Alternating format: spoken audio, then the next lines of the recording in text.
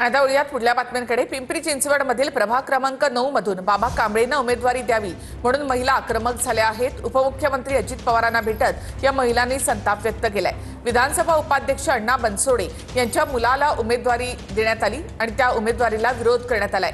आमदार पुत्राला उमेदवारी देताना आम्हाला डावललं असं बाबा कांबळे यांनी म्हटलंय। चॅनल प्रमुख राहुलभाऊ भोसले यांच्यासोबत मी काम करतोय।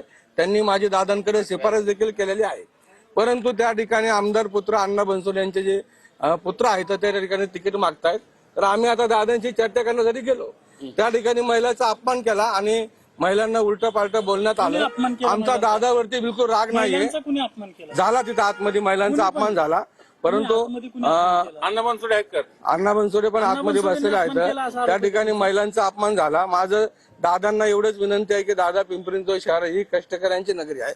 आम्ही तुम्हाला 2007 पासून तिथं तुम्हाला पाठिंबा दिला।